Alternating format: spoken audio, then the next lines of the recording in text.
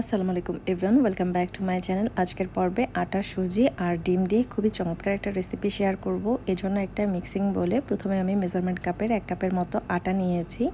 এরপর নিয়েছি মেজারমেন্ট কাপের 1/2 কাপের মতো সুজি। তো ভীষণ মজার মুচমুচে এই নাস্তাটা পরিবারের সবাই কিন্তু অনেক বেশি পছন্দ করবে। দিয়ে দিচ্ছি 1/2 চা চামচের মতো লবণ এখানে স্বাদ অনুযায়ী দিয়ে নেবেন। এরপর দিয়ে দিচ্ছি সামান্য পরিমাণ এলাচের গুঁড়া। অবশ্যই এখানে এলাচের গুঁড়াটা ব্যবহার করবেন, এতে করে কিন্তু খুবই চমৎকার একটা ফ্লেভার আসবে। দিয়ে দিচ্ছি মেজারমেন্ট কাপের 1/2 কাপের মতো চিনিটা কিন্তু মিষ্টি অনুযায়ী দিয়ে নেবেন, যে যেরকম পছন্দ করেন সেভাবে। এই পর্যায়ে সবগুলো উপকরণকে খুব ভালো করে নাড়াচাড়া করে মিশিয়ে নেব। এখানে আটা আর সুজিটা আমি আমার প্রয়োজন মতো নিয়েছি, আপনারা চাইলে কিন্তু আপনাদের পছন্দ মতো বাড়িয়ে কমিয়ে নিয়ে নিতে পারেন। তো সবগুলো উপকরণকে ভালো করে মিশিয়ে নিয়েছি। এই পর্যায়ে এখানে একটি ডিম দিয়ে দিচ্ছি। আটা সুজির পরিমাণ বাড়িয়ে নিলে এখানে ডিমের পরিমাণও বাড়িয়ে নিতে হবে। তো 1 কাপ আটা আর 1/2 কাপ সুজির জন্য এখানে একটি ডিমই যথেষ্ট, এর বেশি দেওয়ার প্রয়োজন নেই। খুব ভালো করে কিন্তু এটাকে নাড়াচাড়া করে বিট করে নিচ্ছি। তো ডিমের কুসুমটাকে ভালো করে মিশিয়ে নিতে হবে, তারপরে কিন্তু একটা ডো তৈরি করে নিব। ডো তৈরি করার সময় অবশ্যই খেয়াল রাখতে হবে এটা কিন্তু খুব বেশি নরম না হয়ে যায়, আবার খুব বেশি শক্ত হবে না। তবে শক্ত হলে কিন্তু কোনো সমস্যা হবে না বেলে নিতে, তবে নরম হয়ে গেলে বেলে নিতে প্রবলেম হবে। তো অল্প অল্প পানি দিয়ে একটা ডো তৈরি করে নেবেন। তো খুব বেশি পানি কিন্তু এখানে ব্যবহার করা যাবে না, যেহেতু চিনি আছে, চিনি থেকেও কিন্তু পানি ছাড়বে। তাই সামান্য পরিমাণ পানি দিয়েই কিন্তু এটাকে ডোয়ের মতো তৈরি করে নিব। তো খুবই সহজ একটা নাস্তা, দেখবেন যে ছোট থেকে বড় সবাই অনেক বেশি পছন্দ করবে। তো খুব সহজে এটা তৈরি করা যায় ঘরে থাকা উপকরণ দিয়েই। তো খুব ভালো করে এটাকে আমি মাখিয়ে নিচ্ছি। আপনারা চাইলে কিন্তু এখানে আটার পরিবর্তে ময়দাও ব্যবহার করতে পারেন। তো খুব ভালো করে এটাকে মেখে নিব। তো হাত দিয়ে বেশ কয়েকবারের মতো এভাবে মথে নিচ্ছি। তো মোটামুটি একটা ডো তৈরি করে নিয়েছি। আর এই ডোয়ের ভিতরে কিন্তু চিনিটা খুব বেশি একটা গলে যাবে না, তো মোটামুটি আস্তই থাকবে চিনিটা। তো দেখুন খুব ভালো করে এটাকে মথে নিয়েছি। এই পর্যায়ে এটাকে আমি বেলে নেব একটা ফ্রি বেলনের সাহায্যে।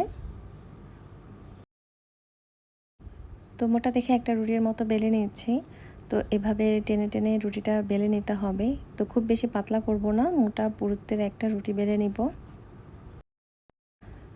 তো বেলে নেওয়ার সময় একটু টেনে টেনে এভাবে বেলে নেবেন, দেখবেন যে খুব সহজে এটা বেলে নেওয়া যাবে। তো মোটামুটি পুরুত্বের একটা রুটির মতো করে আমি বেলে নিয়েছি। তো দেখুন ঠিক এরকম সাইজের একটা রুটি বেলে নেবেন, খুব বেশি পাতলা করা যাবে না। এখন একটা কুকি কাটারের সাহায্যে এই রুটিটা আমি কেটে নিব। তো এখানে আমি গোল শেপে কেটে নিয়েছি, আপনারা চাইলে কিন্তু আপনাদের পছন্দ মতো শেপে কেটে নিতে পারেন।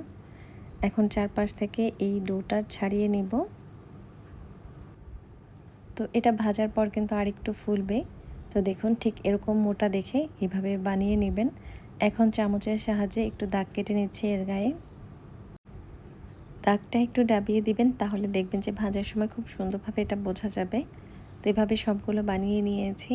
চুলায় আমি একটা ফ্রাই প্যান বসিয়েছি, আর এখানে আমি সয়াবিন তেল দিয়ে দিচ্ছি।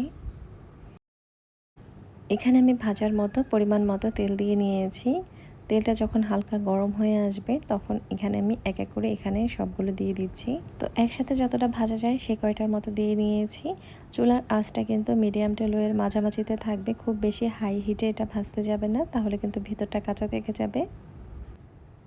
তো একসাথে দিয়ে নেওয়ার পর এরপর কিন্তু অনবরত চামচের সাহায্যে একটু নাড়াচাড়া করে নিতে হবে, তা না হলে কিন্তু নিচ থেকে ধরে যাবে। তো এইভাবে উল্টে পাল্টে ভালো করে দুই সাইডই ভেজে নিব। যতক্ষণ না পর্যন্ত এর কালারটা সুন্দরভাবে চেঞ্জ না হচ্ছে ততক্ষণ পর্যন্ত এটা ভালো করে ভেজে নিতে হবে। তো এই বিস্কিটগুলো একবার ভেজে কিন্তু 1 মাসের জন্য সংরক্ষণ করে রাখতে পারবেন। আর এর ভেতরে যদি নারকেল কোরানো দেওয়া যায় তাহলে কিন্তু অসম্ভব মজার হয়। তো এই বিস্কিটগুলো এমনিতেই কিন্তু খেতে অনেক বেশি দারুণ লাগে। অবশ্যই বাড়িতে একবার হলেও ট্রাই করে দেখবেন, দেখবেন বাচ্চারা কিন্তু খুবই পছন্দ করবে। তো দেখুন এগুলো কিন্তু খুব সুন্দর করে ভাজা হয়ে গেছে আর ভীষণ মুচমুচেও হয়েছে। এখন তেল ছেঁকে এগুলোকে একটা প্লেটে তুলে নিচ্ছি। ঠিক একইভাবে আমি সবগুলোই ভেজে নিয়েছি। তো ভীষণ মুচমুচে আর মজাদার স্বাদের এই রেসিপিটা অবশ্যই বাড়িতে একবার হলেও ট্রাই করে দেখবেন। তো খুবই মজার, অবশ্যই ট্রাই করবেন। তো একটা বিস্কিট ভেঙে দেখাচ্ছি, তাহলে বুঝতে পারবেন। তো দেখুন ঠিক এরকম মুচমুচে হয়েছে। তো অবশ্যই বাড়িতে ট্রাই করবেন। আজকের রেসিপি এই পর্যন্তই। ভালো লাগলে অবশ্যই একটা লাইক দিবেন, কমেন্ট করে জানাবেন কেমন হয়েছে।